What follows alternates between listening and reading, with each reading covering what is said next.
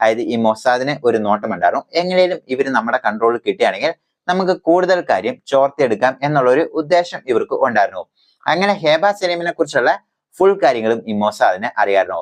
അങ്ങനെ ഈ ഹേബ സലീം ഈ പാരീസിലെത്തുകയും പാരീസിൽ ഈ നൈറ്റ് ക്ലബിൽ പോകുമ്പോൾ ഒരു പെൺകുട്ടീനെ അവിടെ വെച്ച് പരിചയപ്പെടുന്നു. അപ്പോൾ ആ ഒരു പെൺകുട്ടി മൊസാദിന്റെ ഏജന്റുമാണ്, അതുപോലെ തന്നെ ഇസ്രായേൽ വനിതയും കൂടിയാണ്.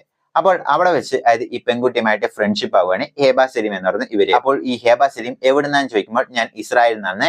അതുപോലെ തന്നെ ഇസ്രായേൽ ജനതയുടെ കഷ്ടവും അതുപോലെ തന്നെ അവരെ ഈ രാജ്യത്തുള്ള പല രാജ്യങ്ങൾ കൊടുമപ്പെടുത്തിയതും അതുപോലെ തന്നെ അവരുടെ രാജ്യം തട്ടിയെടുത്തതും അങ്ങനെയുള്ള പല കഥകൾ അതായത് ഈ ഹേബ സലീമിന്റെ അടുത്ത് പറഞ്ഞു കേൾപ്പിക്കുകയാണ്.